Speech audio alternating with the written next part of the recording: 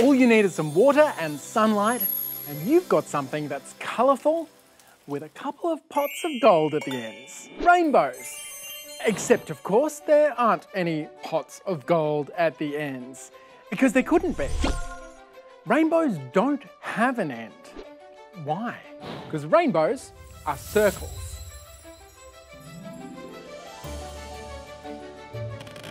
We think of rainbows as an arch because we only see the half that's above the horizon. If we were high enough, we'd see the full circle. Okay, so we know that a rainbow is a circle, not an arch, but what exactly is a rainbow? A rainbow is basically light that's been split up into the different colours of the spectrum, refracted out of millions of tiny droplets of water. The perfect conditions for a rainbow are, number 1, water droplets in the air, and number 2, the sun behind you shining on those water droplets. You want to know more? Right there.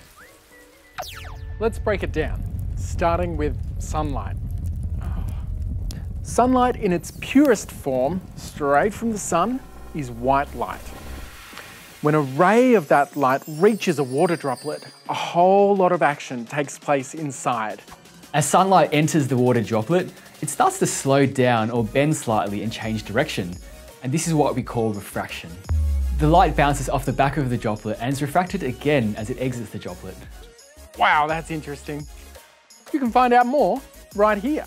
Refraction ends up separating the light into all of the colours of the spectrum. And these colours are what we see in the sky as a rainbow. The colours we see are red, orange, yellow, green, blue, indigo, and violet. Each colour represents a different wavelength of light, and that wavelength is what determines where the colour appears in the rainbow. Red has the longest wavelength and it gets refracted the least. Add in a bit of reflection, it means it always appears on the outside of the rainbow, the largest arch. Violet is the shortest wavelength. It gets refracted the most, and with that reflection, it ends up always being the smallest arch of the rainbow.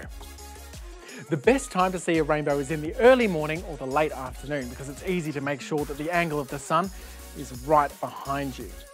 The next time you see a rainbow, think of all of those millions of water droplets in the sky with all of that amazing action taking place inside to create a beautifully coloured rainbow.